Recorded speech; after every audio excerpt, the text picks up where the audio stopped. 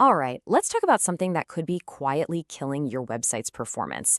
It's a hidden factor that might be costing you traffic, hurting your sales, and just draining revenue, all happening right under your nose.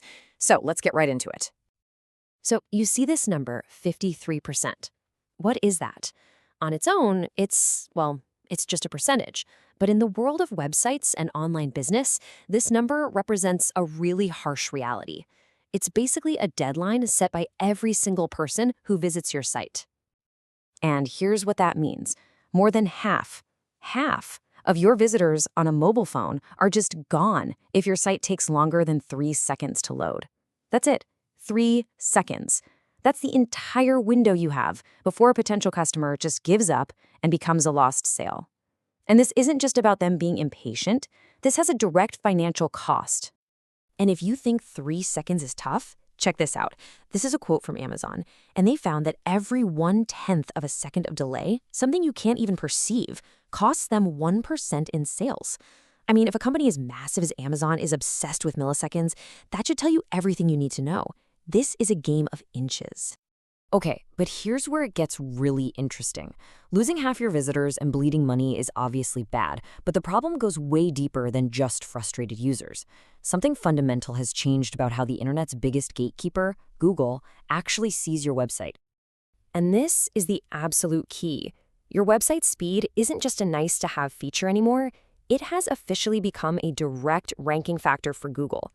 So a slow site isn't just annoying people, it's actively signaling to Google that your website is a lower quality result. And that, of course, has huge consequences for whether people can even find you in the first place. Now, this is a trap so many people fall into. You might check your website on your laptop and think, hey, it seems pretty fast to me, but that is a totally false sense of security. See, Google now uses what's called mobile-first indexing. That means it judges your entire website based on how it performs on a phone. That speedy desktop score, it's often 15, 20, even 30 points higher, but it's completely misleading. Your mobile speed is the only thing that matters. It's the source of truth for SEO.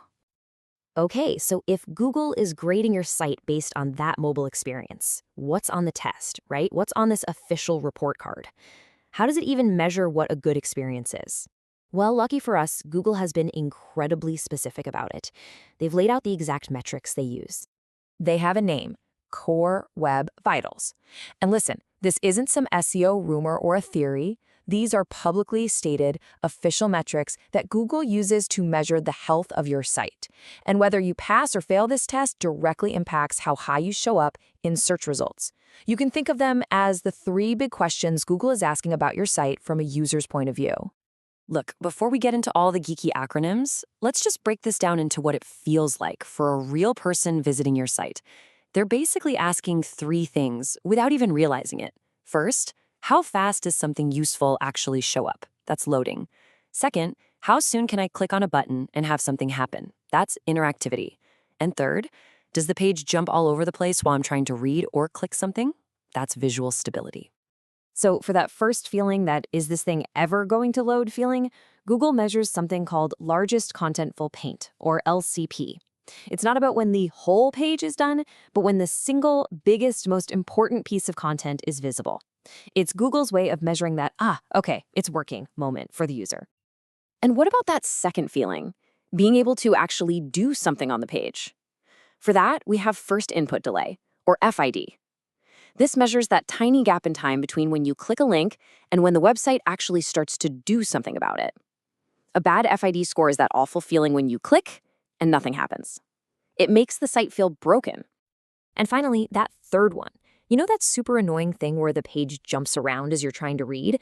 That's what cumulative layout shift, or CLS, measures. It tracks how much your content moves unexpectedly as ads or images load in.